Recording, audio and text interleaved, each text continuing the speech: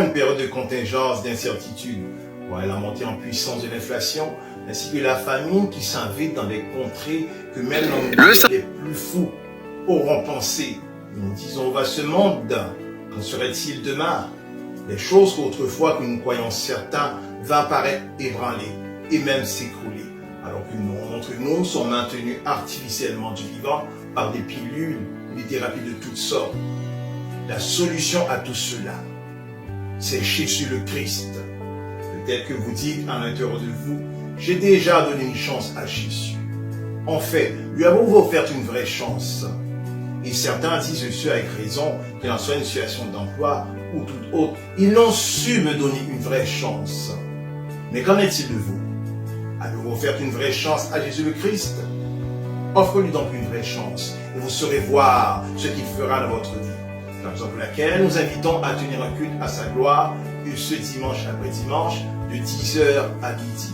Nous sommes localisés au 213 rue du Médoc, Terrebonne, Québec, code postal J6W 6K6. Nous comptons vous voir nombreux et serons heureux de vous rencontrer.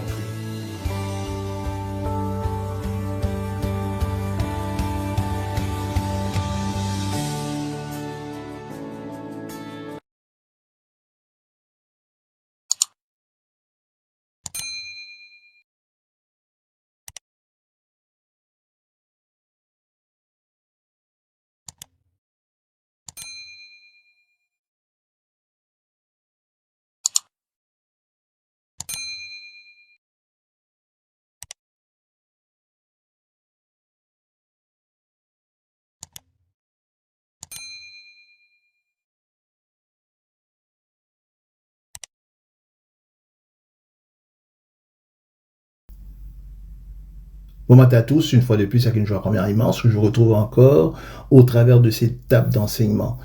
Et nous sommes, tels que vous le savez, dans les temps de la fin. Nous savons que l'Église peut être ravie à n'importe quel instant. C'est la raison pour laquelle que nous insistons semaine après semaine pour vous dire préparez-vous. Préparez-vous, préparez-vous. Il n'y a rien de ce monde qui est plus précieux que votre âme. Il n'y a rien de ce monde, quelle que soit la voiture que vous conduisez, que ce soit la voiture de l'année, qu'il soit une Porsche, un Jaguar, qu'il soit un Bentley, quelle que soit la marque de voiture que vous possédez, quelle que soit dans la maison dans laquelle que vous abritez, une maison avec 3-4 garages, que vous aurez un majordome, ou bien encore beaucoup de finances à la banque, votre âme est plus précieuse que toutes ces choses, mes chers amis. Votre âme avant toute chose, votre âme avant toute chose. Et nous avons pour vous en ce matin un puissant message concernant l'enlèvement de l'Église.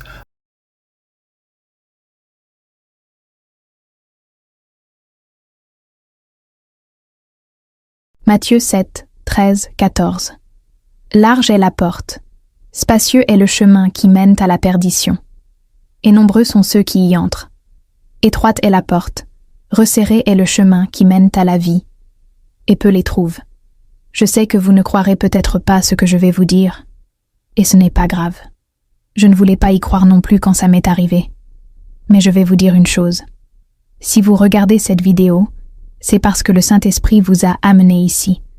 Ce n'est pas un algorithme. Ce n'est pas une coïncidence. C'est un appel urgent, un avertissement divin, car ce que j'ai vu a tout changé, et je suis ici par obéissance. Par obéissance à une voix qui criait en moi, pendant que le monde dormait, avertissez mon Église. Ils ne sont pas prêts, et cet avertissement a à voir avec ce qui est sur le point de se produire très bientôt, et dont beaucoup se moquent encore, ignorent ou prétendent qu'il s'agit simplement d'une autre doctrine oubliée. Cette nuit-là, je ne jeûnais pas, je ne priais pas, et n'attendais pas de révélation. J'étais fatigué, frustré, vivant ma foi comme beaucoup aujourd'hui, la Bible fermée et le cœur occupé.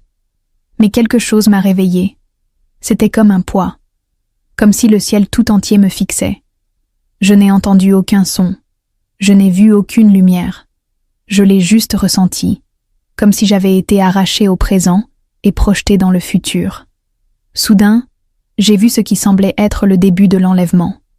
Mais ce qui m'a le plus frappé, ce ne sont pas ceux qui sont montés, mais ceux qui sont restés. Et leur nombre était impressionnant. C'est à ce moment-là que j'ai entendu la phrase que je n'oublierai jamais. Peu se lèveront, très peu. Et puis, comme un écho venu d'en haut, une autre voix déclara « Seuls 3% seront prêts ce jour-là. » Je me figeai.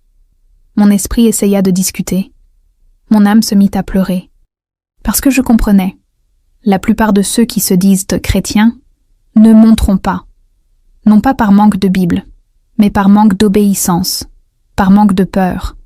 Parce qu'ils vivaient comme s'ils avaient le temps.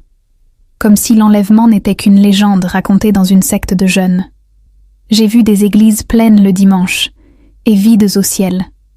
J'ai vu des responsables prêcher avec éloquence, mais le cœur perdu. J'ai vu des jeunes chanter, enthousiastes, puis retourner au péché, comme si de rien n'était. Et au milieu de tout cela, Jésus m'a montré quelque chose de terrifiant. Une foule frappait aux portes du paradis, criant « Seigneur, Seigneur !» Mais entendant de l'autre côté, « Je ne t'ai jamais connu. » Cette scène m'a déchiré intérieurement, car j'ai reconnu des visages, des frères, des amis, des gens bien, des gens qui aimaient chanter le paradis, mais qui détestaient vivre une vie sainte. Et puis, la confrontation la plus dure est arrivée, parce que dans cette foule, j'étais là aussi.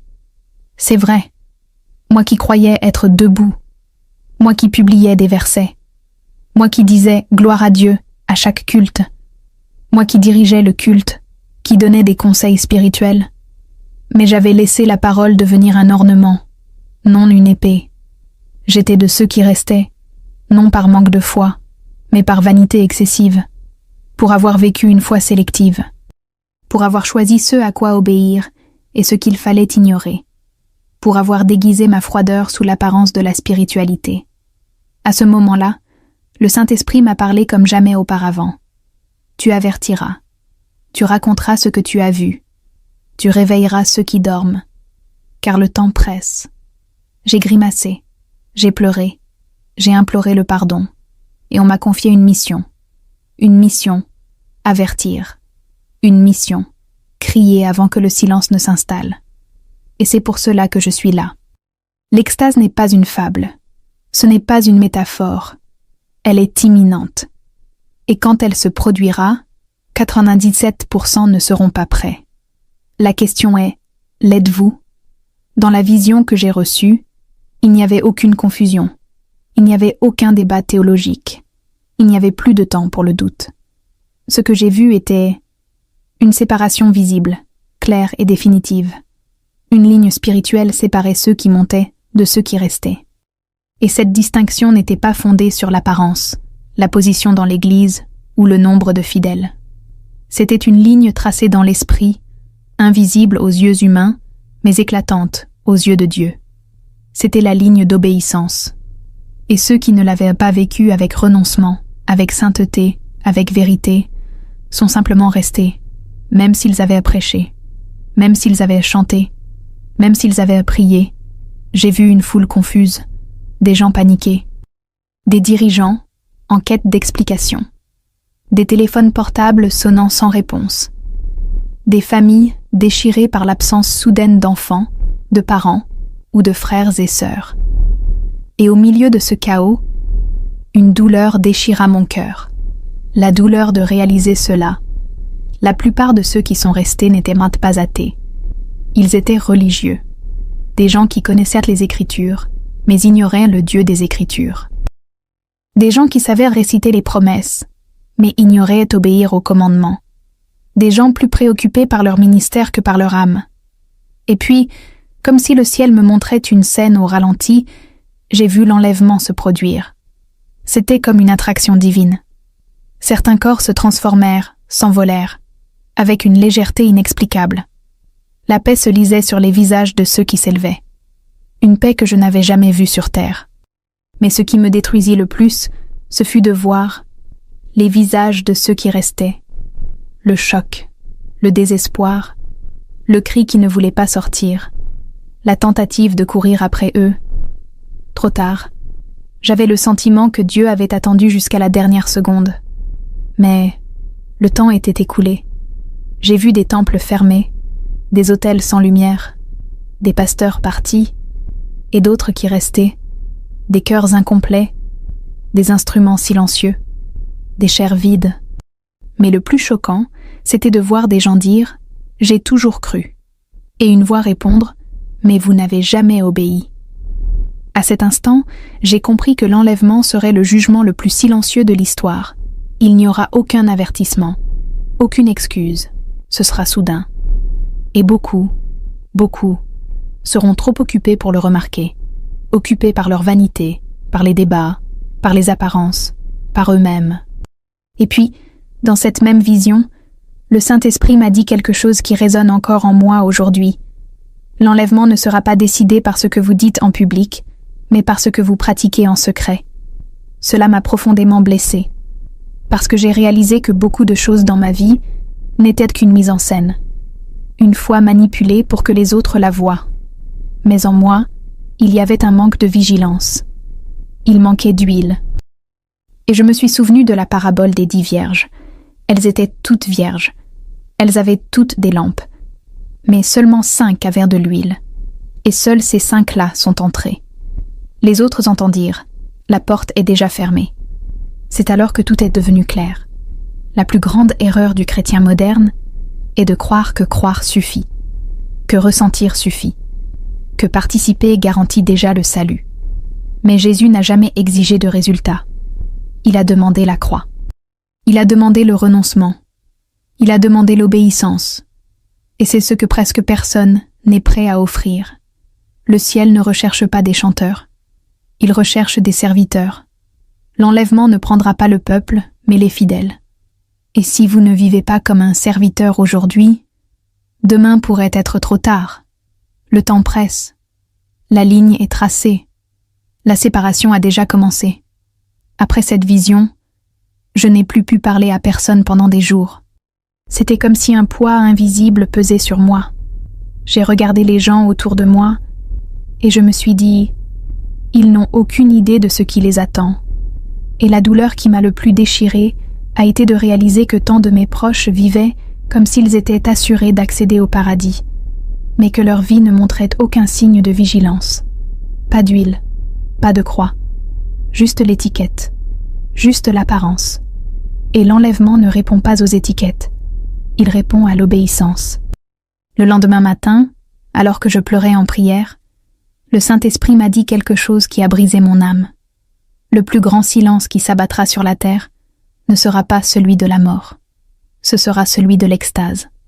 Car beaucoup ne réaliseront leur départ que lorsqu'il n'y aura plus personne pour prêcher, lorsque les genoux en prière auront disparu, lorsque les services cesseront, lorsque les maisons seront vides. Et ce ne sera pas bruyant, ce sera un silence dévastateur.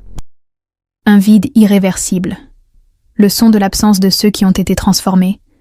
J'ai commencé à voir des scènes qui m'ont profondément marqué. J'ai vu une église pendant le culte. La musique jouait, les gens chantaient, et soudain, certains ont disparu. Les autres étaient sous le choc, paralysés. Mais personne n'a compris immédiatement, jusqu'à ce qu'une sœur, à genoux, se mette à crier. C'était l'enlèvement. La cérémonie était terminée. Mais le désespoir ne faisait que commencer. Les gens se précipitèrent vers leur voiture. D'autres tentèrent d'appeler leur famille. Mais il n'y eut aucune réponse. Le ciel était silencieux. Et dans ce silence, Dieu s'écria. « Je t'avais prévenu. » Je me souvenais de toutes les fois où j'avais entendu des sermons sur l'enlèvement, et je l'avais traité comme une théorie, comme quelque chose de lointain, comme une jolie image de l'Apocalypse. Mais là, dans cette vision, ce n'était plus une théorie, c'était la réalité. Et ce qui m'a le plus frappé, c'est de comprendre que beaucoup de ceux qui sont restés connaissaient la vérité. Ils la connaissaient, mais ils vivaient comme s'ils ne savaient pas. Ils vivaient comme s'ils avaient le temps, comme s'ils pouvaient négocier avec Dieu, comme s'ils pouvaient donner 50% de leur cœur et s'élever malgré tout. À ce moment-là, l'Esprit m'a montré un verset que je n'ai jamais oublié. Matthieu 24, 44. C'est pourquoi vous aussi, tenez-vous prêts, car le Fils de l'homme viendra à l'heure où vous n'y penserez pas. » Et là, tout a pris sens. La plus grande erreur de l'Église aujourd'hui n'est pas un manque de connaissances, mais un manque de préparation. Ce n'est pas qu'il ne le sait pas, c'est qu'il ne le prend pas au sérieux. C'est comme si le paradis était devenu un plan B, une possibilité lointaine. Et l'enlèvement, une histoire symbolique pour maintenir le moral du service. Mais je dois le dire avec tout le sérieux de mon esprit, ce n'est ni symbolique, ni exagéré, ni théorique. L'enlèvement sera réel. Il sera inattendu. Il sera soudain. Et 97% ne seront pas prêts. Et ce n'est pas parce que Dieu les rejette. C'est parce que beaucoup n'étaient pas préparés. Parce qu'ils se moquaient. Parce qu'ils prenaient la grâce à la légère. Parce qu'ils pensaient qu'il était encore temps. Mais le temps presse. Et le son qui précède le jugement est le son du silence d'un ciel qui a déjà trop parlé et qui maintenant n'attend que la dernière trompette. Après des jours de silence, le cœur encore tremblant, j'ai pris ma Bible. Ni par routine, ni par religiosité. Je la tenais comme on tient une corde lancée à quelqu'un qui se noie. Et en la feuilletant, les mains tremblantes, j'ai compris une vérité trop difficile à ignorer. Pendant longtemps, j'avais moi-même traité la parole comme un objet symbolique, un ornement sur la table de nuit, un détail décoratif dans le culte. Mais dans cette vision, Dieu m'a montré ce qui arrive à ceux qui méprisent la seule chose qui peut sauver, l'obéissance à sa parole. J'ai vu des Bibles ouvertes en chair, mais ignorées. Des versets sur des t-shirts, sur les réseaux sociaux, sur des tatouages, mais loin du cœur. J'ai vu des jeunes chanter les psaumes de mémoire, mais sans les vivre. Et puis l'Esprit m'a dit quelque chose qui m'a brisé l'âme. La Bible est ce qui distingue ceux qui se relèveront de ceux qui pleureront, parce qu'elle est vivante, mais seulement pour ceux qui choisissent de la vivre. Et à ce moment-là, j'ai compris que ce ne sont pas les dons, ni l'éloquence, ni les rituels qui préparent quelqu'un à l'enlèvement. C'est la parole, vivante, active, qui coupe, qui confronte, qui transforme. L'image suivante était encore plus douloureuse. Je voyais des temples en ruine, des murs fissurés, des autels couverts de poussière, et parmi les cendres, des Bibles ouvertes, intactes. Pas une seule page brûlée, pas une seule lettre tachée. Comme si le ciel lui-même voulait montrer. Ma parole demeure. Mais le peuple l'a méprisée. J'ai vu des multitudes affamées, cherchant désespérément quelque chose qu'elles connaissaient déjà par cœur. Mais elles n'ont jamais obéi. Il était trop tard. La parole était toujours vivante. Mais leur cœur était les morts. Et ce que le Seigneur a dit dans Jean 12, 48 m'est venu à l'esprit. Celui qui me rejette et ne reçoit pas mes paroles a son juge. La parole que j'ai annoncée le jugera au dernier jour. Et c'était comme si ce verset sortait de la Bible et me transperçait. Parce que j'ai compris, la parole que beaucoup ignorent aujourd'hui sera la même qui les jugera demain. Et il n'acceptera aucune excuse. Il ne se pliera pas au goût, aux disciples ni aux titres théologiques. Il démontrera simplement, clairement, qui a vécu pour plaire au roi et qui a vécu pour lui-même. Dans cette vision, j'ai vu des jeunes qui savaient tout sur l'adoration, mais rien sur le renoncement. J'ai vu des prédicateurs qui savaient prêcher sur le ciel, mais qui ne savaient pas comment s'y préparer. J'ai vu des gens applaudir les sermons, mais se moquer des corrections. Et le Saint-Esprit m'a dit, « Ils aiment les promesses, mais rejettent les commandements. » Et puis, j'ai compris que l'Église moderne aime la partie douce de la Bible, mais rejette la partie qui exige la sainteté. Ils veulent Jésus le Sauveur, mais pas Jésus le Seigneur. Ils veulent le ciel, mais sans la croix. Ils veulent l'enlèvement, mais sans surveillance. Et c'est là que j'ai compris pourquoi les 97% étaient ainsi. Ce n'est pas faute d'opportunité, ni faute d'avertissement. C'est par mépris de la vérité. Beaucoup préfèrent se nourrir de phrases motivantes plutôt que d'affronter des versets. Ils ont troqué la Bible contre des vidéos de 15 secondes. Ils ont troqué la prédication contre l'opinion d'un chrétien influent. Résultat ? Une génération faible, emplie de connaissances superficielles, mais dépourvue de véritable obéissance. Et face à l'enlèvement, seule la vérité résistera. Il n'y aura pas de masque, il n'y aura pas de répétition. Il n'y aura que deux groupes, ceux qui sont montés et ceux qui sont restés. Dans l'une des visions les plus puissantes que j'ai jamais eues, j'ai vu une église en feu. Littéralement, un temple brûlé sous les yeux de tous. Mais ce qui m'a choqué, ce n'était pas le feu, c'était la réaction du peuple. Personne ne courait, personne ne désespérait, personne ne cherchait à effacer la scène. Au contraire, beaucoup étaient debout, filmant avec leur téléphone portable. D'autres souriaient, comme si c'était un spectacle. Personne n'a pleuré. Personne ne s'en est soucié. Et puis j'ai compris. Ce n'était pas un incendie physique. C'était un symbole. Un portrait spirituel.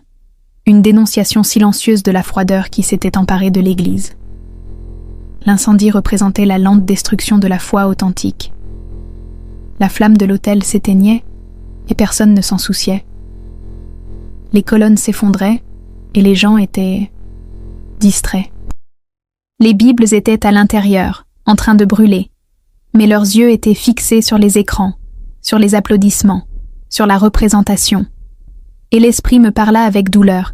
C'est la génération qui applaudit l'effondrement et le qualifie de liberté, qui troque la sainteté contre le divertissement, qui préfère regarder le temple s'effondrer, plutôt que de nier ses propres péchés. Cela m'a déchiré de l'intérieur. Au milieu du feu, j'ai vu un détail qui m'a mis à genoux. Une Bible ouverte, au centre de l'autel, épargnée par les flammes. C'était comme si Dieu disait « Ma parole est ferme, mais personne ne veut l'obéir. » Et je me suis souvenu de ce qui est écrit dans Hébreux 12, 29 « Notre Dieu est un feu dévorant. » Ce n'est pas un feu qui détruit les justes, c'est un feu qui révèle, qui purifie, qui dénonce. Et là, la Bible ouverte fut le dernier cri d'avertissement, mais personne ne regarda. Tous préférèrent assister à la destruction, plutôt que de plier et de capituler. J'ai vu des jeunes danser sous les cendres. J'ai vu des pasteurs applaudir un culte dénué de vérité. J'ai vu des responsables prêcher pour fidéliser leur auditoire, et non pour sauver des âmes. Et puis j'ai compris.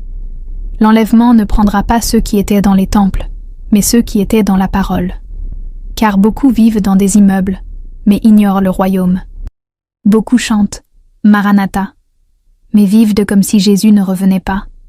Et le jour de son retour, il n'y aura pas de temps pour éteindre les feux spirituels. La seule flamme qui comptera est celle qui brûlait secrètement dans le cœur. Alors le Saint-Esprit me parla et je tremblais. Le problème n'est pas que le monde se soit refroidi, mais que l'Église s'y soit habituée.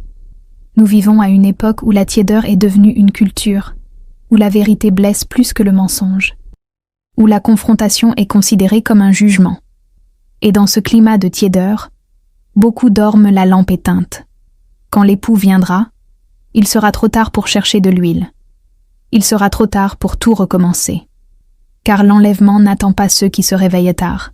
Il viendra, et la porte se fermera. C'est alors que j'ai compris la partie la plus difficile de cette vision. Ce n'est pas que Dieu rejette 97% des croyants. C'est que 97% d'entre eux ne veulent pas vivre comme une épouse. Ils veulent des bénédictions.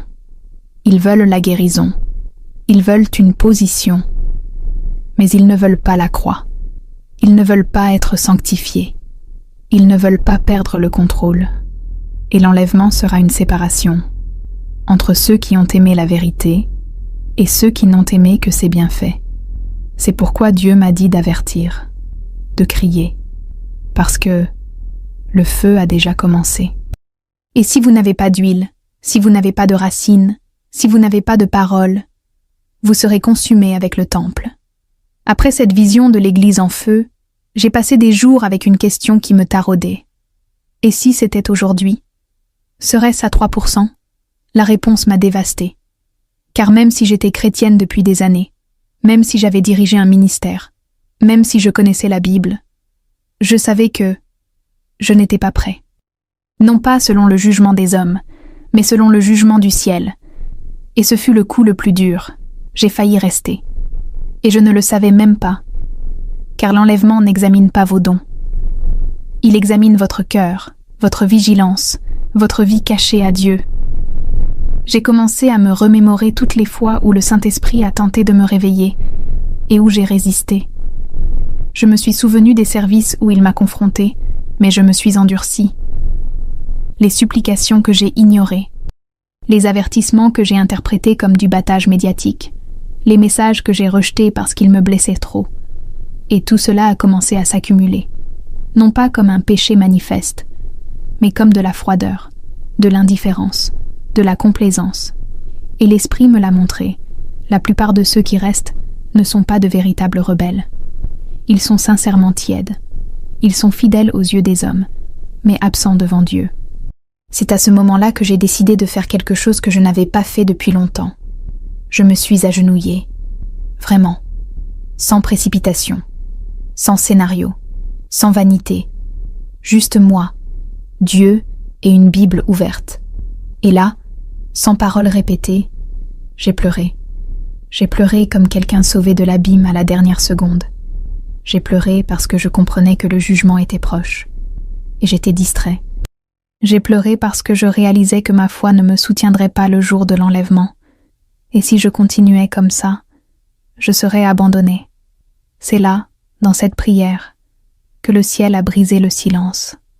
Non pas par le tonnerre, non pas par des visions, mais par la paix. Une paix si forte qu'elle m'a brisé encore plus. Parce que j'ai compris que Dieu ne m'a pas montré tout cela pour me condamner, mais pour me donner une autre chance. Et peut-être qu'il fait la même chose avec vous en ce moment. Peut-être que cette vidéo, ce message, cette parole, est sa dernière corde, son dernier avertissement. Car il y a une ligne qui, une fois franchie, est irréversible. Et quand la porte se ferme, aucun argument ne pourra la rouvrir. Je me suis souvenu de la parabole des vierges. Elles s'endormirent toutes. Mais seules quelques-unes étaient prêtes. Le problème n'est pas de dormir. Le problème est ne pas avoir de pétrole, quand le cri de l'époux retentit. Et cette huile ne s'achète pas en librairie. Elle ne s'apprend pas dans des séminaires. Elle se produit en secret, dans le renoncement, dans la confrontation, dans l'obéissance silencieuse, à l'abri des regards. Voici ce que Dieu recherche. Une mariée se réveille, non pas une foule bruyante, mais une minorité fidèle. Et ce chiffre, d'après ce que j'ai entendu, est faible, très faible, 3%. Alors j'ai compris. L'enlèvement ne sera pas injuste. Il sera exact. Dieu n'abandonnera personne par hasard. Tout le monde aura été averti. Tout le monde aura entendu. Et ce qui déterminera qui se lèvera et qui restera, ce n'est pas la fréquence à laquelle ils vont à l'église ou leur niveau d'enthousiasme. C'est qui a obéi, qui a observé, qui a pris la parole à cœur, qui a quitté le monde pour devenir une épouse. Et aussi difficile que cela puisse paraître, c'est par miséricorde que Dieu m'a montré, parce qu'il est encore temps, mais pas grand-chose. Et ce moment, c'est maintenant. Dans la vision suivante, je ne vis plus le ciel. Il n'y avait plus d'anges, plus de trompettes. L'enlèvement avait déjà eu lieu. Et ce qui m'apparut ensuite, cela m'a laissé sans terre, sans air, sans défense. C'était un monde sans épouse. Un monde où l'esprit avait été réduit au silence. Et ce qui restait était désespoir, folie, vide. J'ai vu des foules courir dans les rues. Des gens, bibles à la main, les feuilletaient comme des fous, en quête de réponse. Mais il n'y avait plus de voix, plus d'onction, plus d'opportunité. C'était l'écho d'un monde qui avait méprisé la vérité et qui la réclamait maintenant. Trop tard. J'ai vu des églises vides et d'autres encore ouvertes, mais avec des responsables confus. J'ai vu des services improvisés organisés en désespoir de cause. Ceux qui avaient auparavant tourné en dérision les avertissements imploraient maintenant la miséricorde. J'ai vu des gens jeûner, pleurer, agoniser. Mais c'était un jeûne tardif, des pleurs silencieux, parce que le ciel avait déjà rassemblé les siens. L'Esprit m'a conduit dans un temple où il ne restait que quelques frères. Ils pleuraient, ils criaient. Mais ce n'était pas de la repentance que je voyais, c'était de la panique, c'était du chagrin. C'était la prise de conscience qu'ils avaient été abandonnés, et ils savaient exactement pourquoi. Et là, au milieu de cette agonie collective, il m'est venu à l'esprit Amos 8:11.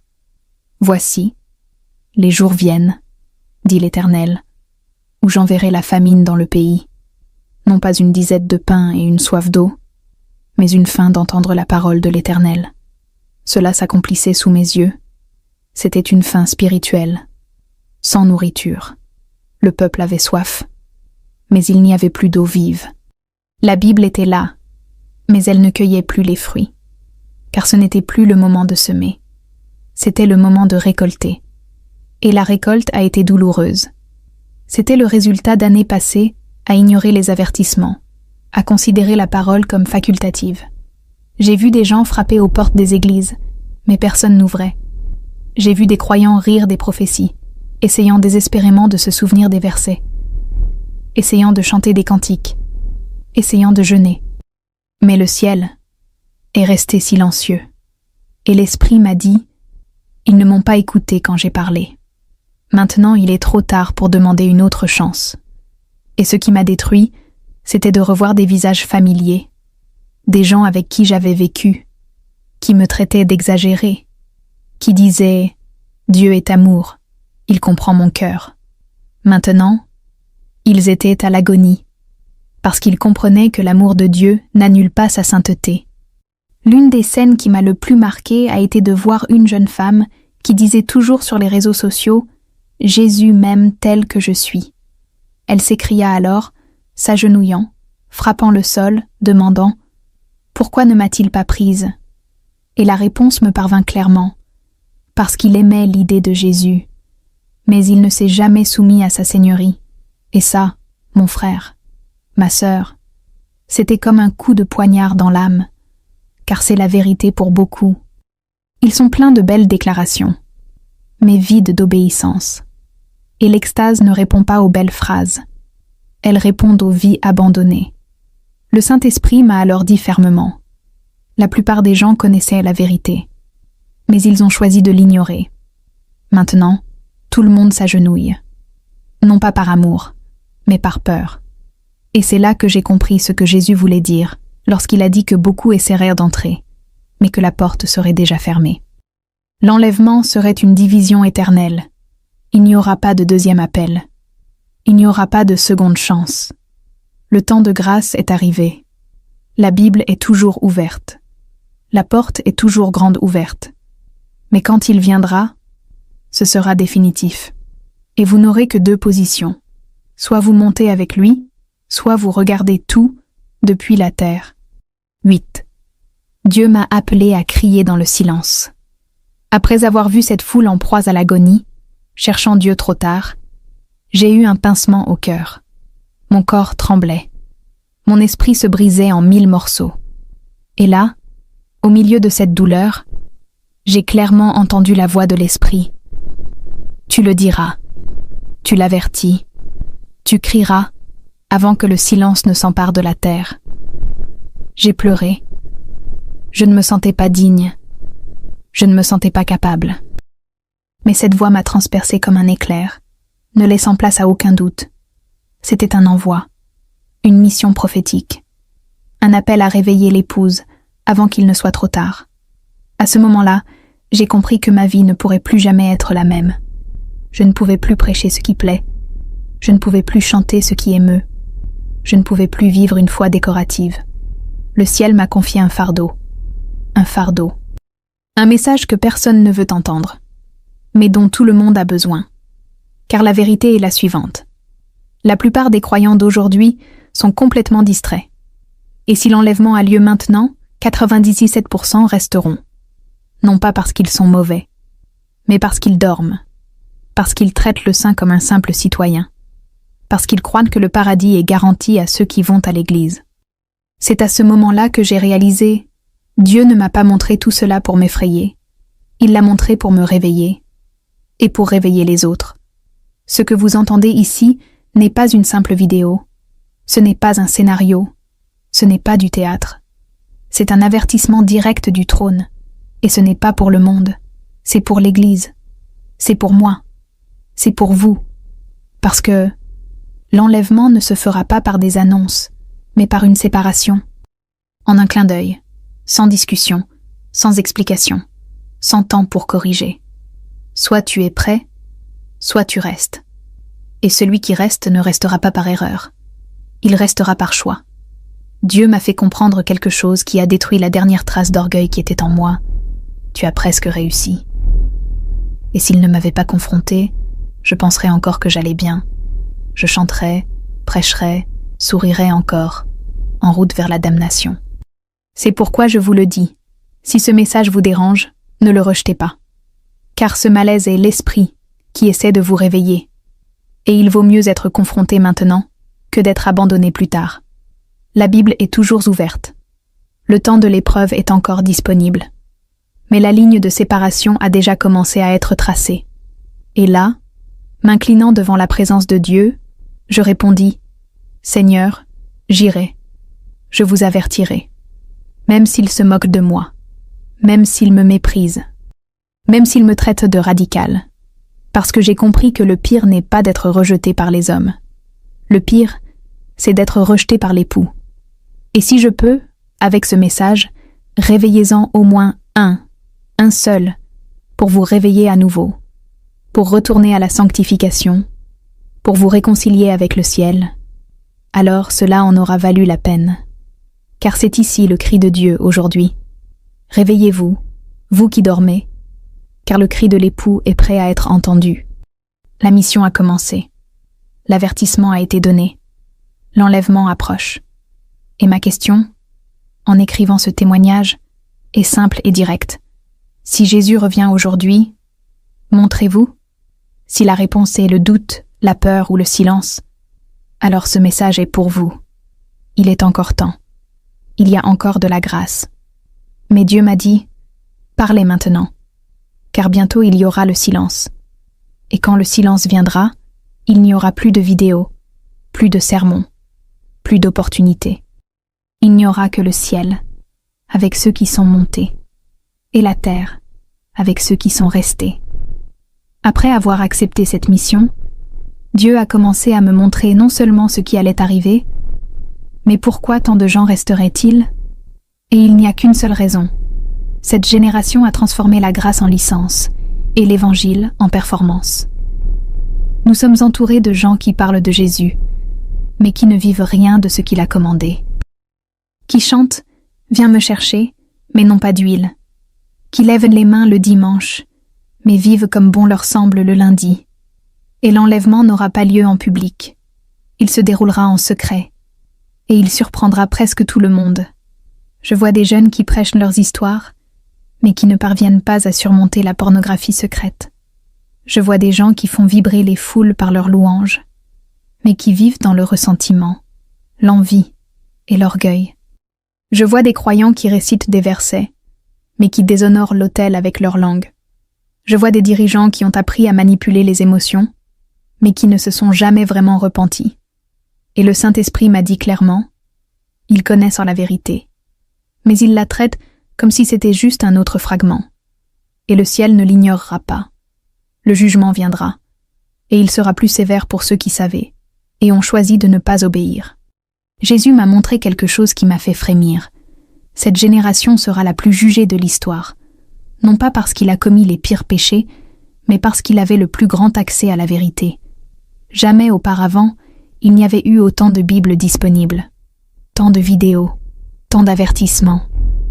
Et pourtant, la plupart des gens préfèrent écouter ce qui plaît, ce qui soulage, ce qui ne nécessite pas de changement. Il en résulte une foi émotive, superficielle et faible. Une foi facilement influencée, mais qui ne tolère pas le renoncement. Une foi qui applaudit la croix dans le culte, mais la rejette au quotidien. C'est à ce moment-là que l'Esprit m'a parlé d'une voix ferme. Dites à l'Église que la chair de poule n'est pas une confirmation, que les larmes ne sont pas une preuve de salut. Ce sentiment n'est pas de l'obéissance, et cela m'a détruit, parce que j'ai moi-même vécu comme ça. Je confondais présence et émotion. Je pensais que Dieu était avec moi uniquement parce que j'étais émue pendant le culte. Mais maintenant, je comprends. La véritable présence de Dieu ne se mesure pas à ce que vous ressentez, mais à la mesure dans laquelle vous obéissez. Et c'est ce que la plupart des gens ne veulent pas entendre. Mais c'est ce qui décidera qui monte et qui reste. Cette génération troque l'autel contre la scène. Elle troque le secret contre le contenu. Elle troque la Bible contre des phrases de développement personnel chrétien. Et pire encore, elle appelle cela liberté. Mais Dieu m'a montré que ce n'est qu'un masque pour cacher la froideur spirituelle. Parce que ceux qui aiment vraiment Jésus aiment obéir, même quand ça fait mal, même si cela va à l'encontre de la chair, même si cela implique un abandon. Et seul cet amour, sacrificiel, soumis, vigilant, est celui qui naît lors de l'enlèvement. Tout le reste demeurera, même s'il utilise le nom de Jésus, même s'il a un ministère, même s'il touche des multitudes. Et je dois le dire avec crainte, mais avec autorité. Si vous vivez un évangile dont vous êtes le centre, repentez-vous maintenant. Car seuls ceux qui sont morts à eux-mêmes ici-bas peuvent entrer au ciel. L'enlèvement ne recherchera pas des croyants, il recherchera des serviteurs. Il ne recherchera pas des disciples du contenu, mais des disciples de la croix. Et si vous vivez encore un christianisme confortable et domestiqué, adapté à votre style de vie, vous faites partie des 97%. Mais la bonne nouvelle est que il est encore temps de sortir de cette situation. Il est encore temps de revenir. Mais il faudra mourir. Mourir à l'ego. Mourir au monde. Et vivre uniquement pour lui. Dans l'une des dernières visions que le Saint-Esprit m'a données, j'ai vu quelque chose qui m'a marqué à jamais. C'était une foule. Une foule immense. Ils marchaient tous dans la même direction. Pressés, impatients. À l'horizon, il y avait une porte étroite et bien éclairée, comme si c'était l'entrée de l'éternité. Et quand j'ai vu ça, j'ai été content un instant. Je me suis dit, ils ont entendu l'appel, ils partent. Mais à mesure qu'ils approchaient, quelque chose a commencé à se produire. Ils s'arrêtèrent, un par un, comme s'il y avait un blocage invisible. Et puis j'ai compris. La porte acceptait les gens, mais n'acceptait pas les bagages. Et beaucoup étaient accablés, d'orgueil, de péchés cachés, de blessures, de relations toxiques, de vices cachés, de vanité déguisée en sainteté. Certains ont essayé d'entrer par leurs œuvres, d'autres par leur propre théologie, d'autres encore par des ministères qui n'ont jamais passé par le feu de l'autel. Mais la porte ne s'ouvrait pas. Et dans l'esprit, j'entendis la voix du Seigneur. Ils veulent mon royaume. Mais ils ne veulent pas de mes commandements. Ils veulent la gloire. Mais ils ne veulent pas mourir à eux-mêmes. J'ai vu des gens tenant des Bibles ouvertes, mais avec des chaînes aux pieds. J'ai vu des jeunes lever les mains, mais avec des écouteurs sur les oreilles, écoutant tout ce que Dieu déteste. J'ai vu des adultes pleurer, mais refuser de pardonner. J'ai vu des dirigeants demander à entrer, mais nourrissant encore l'orgueil de leur titre. Et à chaque tentative de franchir la porte, elle a refusé, non pas par la violence, mais par la sainteté, par la pureté. Car ce qui séparait ceux qui entraient de ceux qui restaient, ce n'est pas Dieu qui a rejeté, c'est le cœur lui-même qui a refusé de se vider. À ce moment-là, cela m'est venu à l'esprit Matthieu 7, 13, 14.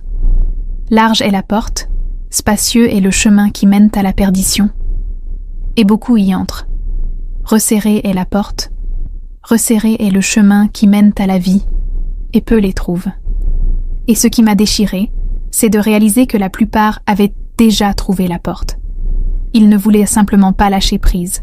Ils préfèrent continuer avec ce qui les sépare de l'époux, plutôt que d'entrer les mains vides et le cœur entier. C'est là que j'ai compris que la plus grande bataille de l'enlèvement ne sera pas contre le diable. Elle sera contre nous-mêmes, contre notre résistance au lâcher-prise, contre notre tendance à négocier, à relativiser, à justifier. Et la porte étroite ne répond pas aux excuses. Personne ne l'ouvre. Elle ne s'ouvre qu'à ceux qui sont prêts à se vider complètement, à ceux qui répètent sans cesse « Seigneur, rien de ce que je suis ne vaut plus que d'être avec toi. » Dans cette vision, j'ai vu quelques personnes franchir la porte, très peu, mais il y avait de la paix dans leurs yeux. C'étaient des gens ordinaires, des étrangers. Mais ils avaient un point commun, avaient appris à mourir avant l'enlèvement, mourir pour le monde, mourir pour les projecteurs, mourir pour les applaudissements, mourir de leur plein gré. Et ainsi, ils étaient allégés, libres, prêts. La porte étroite ne leur a pas refusé le passage, parce qu'ils n'ont pas tenté d'entrer autrement que par l'obéissance. Et c'est là que j'ai compris, ce n'est pas Dieu qui rend les choses difficiles, c'est nous qui sommes trop lourds. L'enlèvement ne demandera pas de force, mais de la légèreté, de la pureté, de l'abandon. Et si vous portez encore des fardeaux cachés, des secrets jamais confessés, des domaines que vous ne permettez pas à Dieu d'atteindre, tu t'arrêteras devant la porte. Tu pleureras, tu supplieras, mais elle ne s'ouvrira pas, car le paradis n'est pas pour ceux qui connaissent Jésus de bouche à oreille. Il est pour ceux qui lui obéissent en silence, en secret, quand personne n'applaudit, quand seul le paradis voit. C'est après cette vision de la porte étroite que quelque chose en moi s'est complètement brisé. Voyant cette foule bloquée, le Saint-Esprit m'a fait réfléchir, et ce que j'ai vu m'a détruit. Moi qui me croyais parmi les plus intelligents, moi qui dirigeais un ministère, moi qui disais « Seigneur, Seigneur » du bout des lèvres, mais qui résistait avec mon cœur. Moi, j'ai failli rester. Et le plus effrayant, c'est que je ne me rendais même pas compte de la distance. Je confondais mouvement et présence, donne et sainteté, émotion et transformation. Dieu m'a montré des scènes de mon propre cheminement, des services religieux où j'étais à l'autel, mais mon cœur était rivé sur les réseaux sociaux, des prières répétitives, un culte chargé d'action mais vide de dévouement, des conseils spirituels que je donnais aux autres, mais qui ne s'appliquaient pas à moi. Et puis, la phrase qui m'a le plus blessée a retenti comme un coup de tonnerre dans mon esprit. Tu me connaissais, par oui-dire, mais tu ne m'as jamais laissé te transformer complètement. Et cela m'a déchiré, parce que c'était vrai. Mon évangile était sélectif, mon obéissance, conditionnelle, ma sainteté, superficielle. J'ai commencé à me souvenir de toutes les fois où j'avais justifié le péché. J'avais ignoré la confrontation. J'avais troqué la parole contre des opinions. Je m'étais caché derrière des versets qui servirent de bouclier à ma rébellion, déguisée en indépendance spirituelle.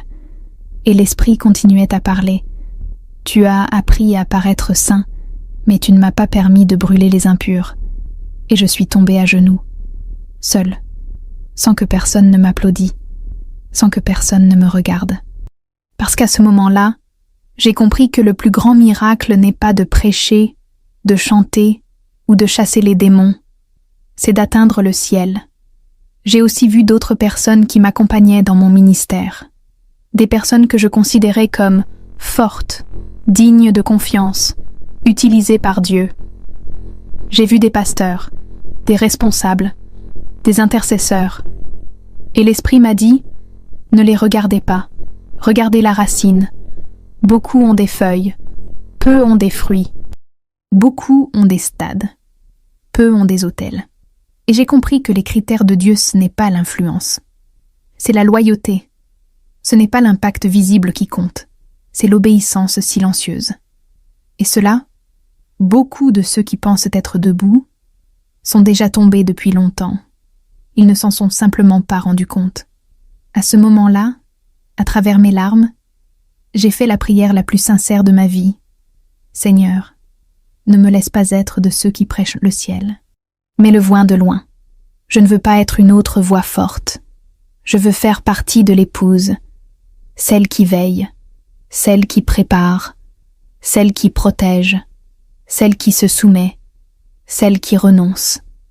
Et l'Esprit me répondit sans détour. Alors commencez dès aujourd'hui, recommencez, car le temps presse, et ce que je vous ai montré a déjà commencé à se produire. Et maintenant, avec crainte et vérité, je vous demande, tu ne vis plus comme moi? Ta foi a-t-elle des racines? Ton autel est-il illuminé? Ou es-tu simplement en pilotage automatique? Parce que, comme moi, vous êtes peut-être au bord de l'abandon. Et Dieu vous le montre, non pas pour te condamner, mais pour te donner une autre chance. car l'enlèvement ne vous interrogera pas sur votre position. Il vous interrogera sur votre croix. Il cherchera de l'huile, et seuls ceux qui l'auront monteront. Les autres resteront en arrière. Après tout ce que j'ai vu, vécu et entendu de Dieu, une conviction est restée gravée dans mon esprit. La porte est toujours ouverte, mais pas pour longtemps. Et ce n'est pas un drame. Ce n'est pas du battage médiatique. C'est la réalité spirituelle la plus urgente de notre génération. Le temps de l'épreuve touche à sa fin, et l'enlèvement, que beaucoup raillent, ignorent ou traitent comme une légende, est sur le point de se produire. Et Dieu m'a dit d'avertir l'Église, de l'avertir d'urgence, de crier si nécessaire, parce que 97% de ceux qui se disent prêts aujourd'hui ne le sont pas. Je l'ai vu de mes propres yeux. J'ai vu le désespoir de ceux qui restaient. J'ai vu les cris de ceux qui se croyaient forts mais dormaient. J'ai vu les portes se fermer et le ciel rester silencieux. Et maintenant, je comprends. Si vous ressentez encore quelque chose lorsque vous entendez ce message, c'est parce que le Saint-Esprit vous appelle toujours. Il est encore temps. Il y a encore du pétrole. Il y a encore de la grâce. Mais cette porte ne restera pas ouverte éternellement. Et quand elle se fermera, aucun appel, aucun service spécial, aucune campagne, aucun repentir de dernière minute ne pourra la rouvrir. Jésus m'a montré que le test ultime de l'Église ne sera pas de subir des persécutions. Il résistera au froid, à la distraction, à la consolation, à l'Évangile sans la croix, sans renoncement, sans sainteté. L'Antéchrist viendra, certes, mais beaucoup ont déjà choisi, en rejetant la seigneurie du Christ par commodité. La marque de la bête n'est pas qu'une puce. C'est un état d'esprit, la croyance que l'on peut vivre comme on l'entend et être quand même enlevé. Mais Dieu est saint, et l'épouse qu'il vient chercher sera sainte aussi, pure, séparée, éveillée, avec la lampe allumée, pleine d'huile et un cœur dévoué. Et maintenant, le cœur brisé, je vous demande une dernière fois, si Jésus revient ce soir, viendrez-vous? Ne me dis pas ce que tu ressens. Dis-moi ce que tu ressens. Dis-moi s'il y a du pétrole. Dis-moi s'il y a une croix. Dis-moi s'il y a de la surveillance. Parce que s'il n'y en a pas, vous faites partie des 97%. Et Dieu vous le montre maintenant, afin que vous ayez encore la possibilité de changer. Car demain, il n'y aura peut-être plus de vidéos, plus de prophètes, plus de sons. Seul le silence du ciel et l'éternité devant vous. Ce message n'est pas seulement un contenu à regarder, c'est une vocation. Un choix. Une limite a été fixée. Et vous devez décider de quel côté vous allez être. Parce que l'enlèvement n'est pas réservé à ceux qui ont entendu parler de Jésus. Il est réservé à ceux qui ont vécu en disciples, qui a obéi quand personne ne regardait, qui a pardonné quand on était blessé, qui a abandonné le péché quand personne ne le lui demandait, qui s'est renié, qui a pris la Bible au sérieux, qui a choisi la croix, même quand elle faisait mal. Je sais que ce message est dur, mais c'est vrai. Et Dieu m'a dit de le dire, parce que cela pourrait être votre dernière chance. La porte est encore ouverte. L'époux est toujours à la porte. La trompette n'a pas encore sonné, mais l'horloge prophétique tourne. Si cette parole vous a interpellé, bouleversé, exposé, glorifiez Dieu pour cela, car il y a encore de la vie en vous. Il y a encore de la repentance. Il y a encore du retour. Mais vous devez agir. Maintenant. Sans prétention. Sans applaudissements. Juste vous et Dieu. Reviens. Brise le cycle. Prends ta Bible. Ferme la porte de ta chambre. Crie à Dieu. Confesse. Renonce. Recommence. Parce qu'il est encore temps. Mais le temps presse. La question n'est plus « Quand Jésus reviendra-t-il » Le cas est le suivant. Quand il reviendra, serez-vous prêt à intervenir ou ferez-vous partie des 97% qui restent? Tout c'est confesse, sa louange sera toujours dans ma bouche. Je vais Je bénirai l'Éternel. Alléluia.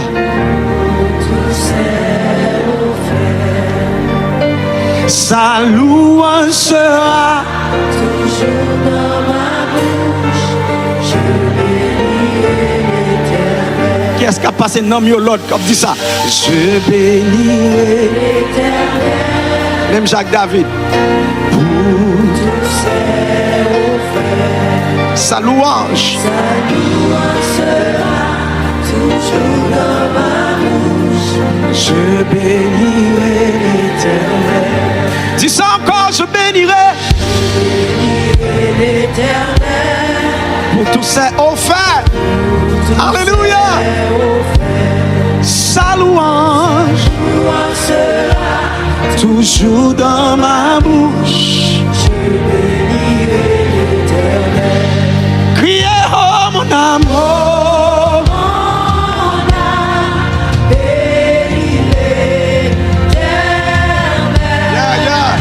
Bénis, bénis, bénis le Dieu d'amour. Oh, oh, oh, mon âme, oh, oh, oh mon yeah, yeah. âme, bénis l'Éternel. Parce qu'il t'a fait du bien. Parce qu'il t'a fait du bien. J'exalterai, j'exalterai l'Éternel. Pour tous ses offerts. Pour tous ses offerts. Sa louange sera toujours dans ma bouche. Oh. J'exalterai l'Éternel. Pour tous ses offerts. Combien de monde compte les bienfaits de Dieu dans la vie? Combien? Sera toujours dans ma bouche. J'exalterai l'Éternel. Criez, oh mon âme, oh mon âme, bénis l'Éternel. Bénis le Dieu. D'amour. Oh, oh, oh, mon âme. Oh, oh, oh, mon âme. Bénis l'Éternel. Oh, oh, oh. Parce qu'il t'a fait du bien. Criez, oh, oh, mon âme, c'est oh, bénis l'Éternel. Bénis le Dieu.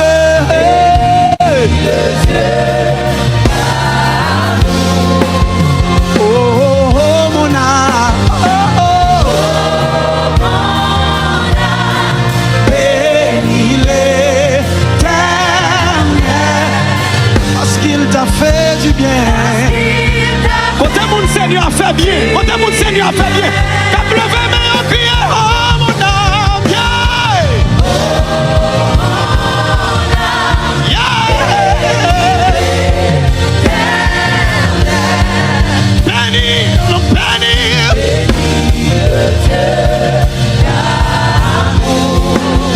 Oh, oh, oh, oh, oh.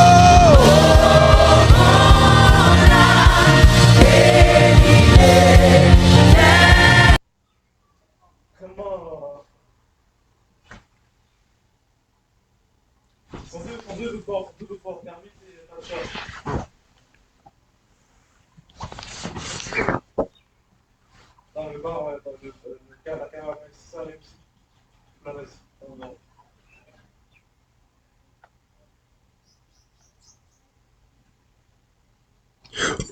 Ah ouais, quand t'es en taille, tu te bloques. Finalement, ça va avec.